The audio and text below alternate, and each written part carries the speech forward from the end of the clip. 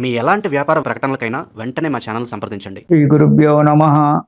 శ్రీ మహాగణాధిపతయే నమ. ఇక తులారాశి. ఈ రాశి వారికి ఈ నెలలో ఏ పని చేసినా అవలీలగా నెరవేరేటువంటి ఒక ఆస్కారం కనబడుతుంది. అన్ని రంగాలలో సులభంగా పనులు నెరవేరుతాయి. మంచి ఆదాయం కనిపిస్తూ ఉంది. ప్రతి కార్యమునందు అవగాహన అవసరం. పనులు చేస్తాము, దాని యందు అవగాహన లేకుండా పనులు చేయడం వల్ల కొన్ని పనులు చెడిపోవడానికి ఆస్కారం ఏర్పడుతుంది. కాబట్టి ప్రతి పనుల యందు అవగాహన ఉండాలి. అవగాహన చేత పనులు చేసినట్టయితే కార్యము సాఫల్యం కావడానికి ఆస్కారం ఉంది. ఆరోగ్యంగా ఉంటారు. విలువైన వస్తువులు కొనుగోలు చేయడం జరుగుతుంది. సంకల్ప సిద్ధి. మీరు ఎలాంటైతే సంకల్పం చేసుకున్నారో ఆ కార్యక్రమాలు నెరవేరడం అనేటువంటిది జరుగుతుంది. బంధుమిత్రులతో, కుటుంబ సభ్యులతో కలిసిమెలిసి ఉండడము, సంతోషంగా జీవితం గడపడం జరుగుతుంది తులారాశి వారికి. మిత్రుల యొక్క సహాయ సహకారాలు మీకు లభిస్తూ ఉంటాయి. మీకు సామాన్యంగా ఇద్దరు మిత్రులు చాలా మంచివారు ఉంటారు. వారు మీకు అన్ని రకాలుగా, అన్ని విధాలుగా మీకు సహాయం చేయడానికి ఆ మిత్రులు సిద్ధంగా ఉంటారు. వారి సలహా పాటించడము మీకు చాలా మంచిది. దానివల్ల కష్టాలు తొలగిపోవడానికి ఆస్కారం ఉంది. ఈ నెలలో తులారాశి వారు బంధుమిత్రులతో, భార్యాబిడ్డలతో, ఇతర కుటుంబ సభ్యులతో సంతోషంగా, ఆనందంగా జీవితాన్ని గడుపుతారు. కానీ కొన్ని పనులలో మీ తొందరపాటుతనం వల్ల కొన్ని పనులు చెడగొట్టుకోవడానికి ఆస్కారం ఉంది. కాబట్టి ఆ పనులు చెడగొట్టుకోకండి. ఎవరో ఒక ఇద్దరు వ్యక్తులు వచ్చి మీకు ఏదో ఒక పని ఈ పని ఇలా చేసినట్టయితే బాగుంటుందని చెప్పి సలహాలు ఇస్తుంటారు. ఆ సలహాలే నిజమని అలాగే చేసుకుంటూ పోవద్దు. దానికి మీ సొంత ఆలోచన అనేటువంటిది ఒకటి ఉండాలి. వారిచ్చేటువంటి ఒక సలహాల వల్ల నష్టపోవడము, కార్యం చెడిపోవడం అనేటువంటిది జరుగుతుంది. జాగ్రత్త. కొత్త వారి యొక్క సలహాలు పాటించకండి. వారు మంచి స్నేహితంగా ఉండడానికి ప్రయత్నం చేస్తారు. కొత్త కొత్త సలహాలు ఇస్తారు. దీనివల్ల మీకు సఫలమవుతుంది. మేము మీ వెనకాల ఉంటామని చెప్పి కూడా మీకు భరోసా ఇవ్వచ్చు ఆ వ్యక్తులు. కానీ అదే మాత్రం నమ్మకం అని చెప్పి పెట్టుకోకండి. దానివల్ల మోసపోవడం జరుగుతుంది. తగు జాగ్రత్తగా ఆలోచించి కార్యాలకు ముందుకు అడుగు వేయండి. సుఖ సంతోషాలతో సంతోషంగా కాలం గడపండి. ధర్మకార్యాలు చేయడం అనేటువంటిది జరుగుతూ ఉంటుంది. ధర్మకార్యాలు చేయడం చాలా మంచిది. మనకు కొన్ని చరిత్రలో చెప్తాడు. ముఖ్యంగా సాయి చరిత్రలో చెప్తుంటాడు మనకు. ఒక్కడుగు నా ముందుకు మీరు వేస్తే నేను 10 అడుగులు మీ ముందుకు వస్తానురా అంటాడు. ఒక సాయే కాదు, ఏ భగవంతుడైనా సరే, మనం ఏ పేరుతో భగవంతుని పిలిచినా ఏకో దేవా కేశవోవా శివోవా, దేవుడు ఒక్కడే, సచ్చిదానందమూర్తి ఒక్కడే. అతడే నానా రూపాలుగా మనం కనబడుతూ ఉంటాడు. అలాంటి వానికి మనము మనోధైర్యంతో, మనశ్శాంతితో, ప్రేమతో, భక్తితో ఒక్క అడుగు అతని ముందుకు మనం వేసినట్టయితే 10 అడుగులు ఆ భగవంతుడు మనకు నడిచొచ్చి మన కార్యాన్ని సాఫల్యం చేస్తాడు. అందుగురించి భక్తితో, ప్రేమతో, భగవంతుని యందు ప్రేమతో, భక్తితో అడుగు ముందుకెయ్యండి. గొప్పలు చెప్పుకోవడం కాదు, ప్రేమతో, భక్తితో ముందుకెయ్యాలి. పై మాటలకు దేవుడు లేడు, దైవం లేదు అనేటువంటి ఒక మాట్లాడే మాటలు అందరము మాట్లాడొచ్చు. కానీ అంతర్గతంగా భగవంతుణ్ణి నమ్మండి. అదే చిత్, అదే సత్.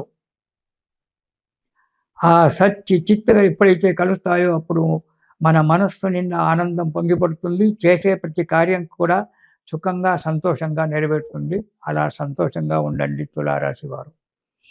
ఇక మొదటి వారం గనక చూసుకున్నట్టయితే చేసే వృత్తిలో, వ్యాపారంలో మంచి అభివృద్ధి కనబడుతూ ఉంటుంది.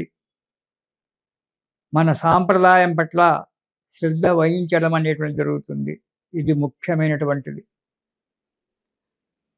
మన సాంప్రదాయాన్ని, మన ధర్మాన్ని ఎప్పుడైతే మనం నమ్మి అడుగు ముందుకేస్తామో ప్రతి కార్యక్రమం కూడా సంతోషంగా జరుగుతుంది, మనశ్శాంతి దొరుకుతుంది. అందుకే గీతలో భగవంతుడు స్వధర్మో నిధన శ్రేయ పరధర్మో భయాపవః. మన ధర్మాన్ని మనం కాపాడుకున్నప్పుడు అన్ని రకాలు అవుతుంది. వేరే ధర్మాన్ని, ఇతరుల యొక్క ధర్మాన్ని తీసుకోవడం వల్ల 10 మందిలో ఎప్పుడు భయంగా తిరగడమే ఉంటుంది. మనస్సులో ఎప్పుడు భయమే ఉంటుంది. పైకి చెప్పకున్నా, పైకి గాంభీర్యం ఉన్నా అది మేకపోతు గాంభీర్యమే. మనస్సులో అంతరాత్మ మాత్రం నువ్వు తప్పు చేస్తున్నావురా అనేటువంటి ఒక విషయాన్ని క్షణం గంట కొట్టినట్టుగా చెప్తూ ఉంటుంది. కాబట్టి మన సాంప్రదాయం ప్రకారంగా గనక మీరు అడుగేసినట్టయితే అన్ని ఆటంకాలు తొలగిపోయి సుఖంగా ఉంటారు. కులాచారములందు ఇక 2వ వారం చిన్న కలహాలు ఏర్పడడం జరుగుతుంది. బంధువుల చేత కావచ్చు, మిత్రుల చేత కావచ్చు, భార్యాబిడ్డల చేత కావచ్చు. చిన్న కలహాలు ఏర్పడడం జరుగుతుంది. యత్నకార్య భంగం కూడా, అంటే తలచినటువంటి ఒక కార్యం కూడా భంగం జరగడానికి ఆస్కారం ఉంది. ఎప్పుడూ భయంగా ఉంటారు. ఆ భయాన్ని వదిలిపెట్టండి. మనోధైర్యాన్ని తెచ్చుకోండి. కొన్ని అనుకోని సంఘటనలు జరగడానికి కూడా ఆస్కారం ఉంది. తగు జాగ్రత్తగా నిలబడండి, ఉండండి. శ్రద్ధ వహిస్తారు. గృహ నిర్మాణ యత్నము జరుగుతుంది. బంధుమిత్రులతో కలయిక, ఆలోచించడము, దానికై ఒక రూపకల్పన చేసుకోవడం జరుగుతుంది 2వ వారంలో తులారాశి వారికి డిసెంబర్ నెలలో.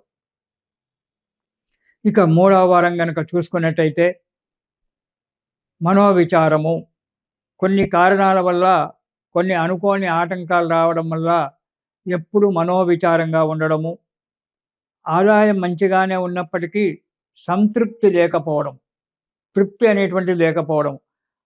₹100 వచ్చినాయంటే అయ్యో ఇంకొక ₹100 వస్తే బాగుండు కదా అనేటువంటి ఒక ఆలోచన. ఇదే అసంతృప్తి.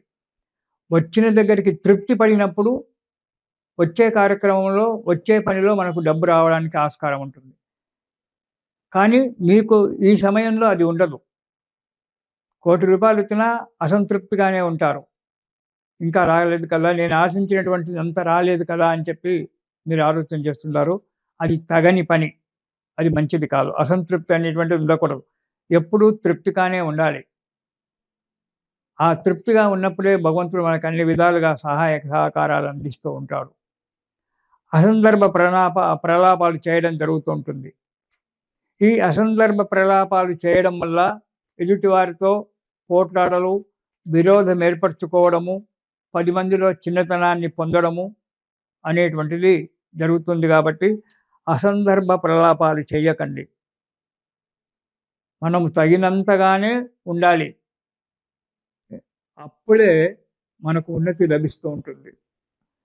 ఇక 4వ వారం కనుక చూసినట్టయితే చేతిలో, వృత్తిలో, వ్యాపారంలో మంచి అనుకూలంగా ఉండడము, మనశ్శాంతిగా ఉండడము, కుటుంబ సభ్యులతో కలిసి యాత్రలు, విలాసాలు చేయడము, తిరగడము, భగవంతుని యొక్క దర్శనం చేయడము జరుగుతుంది.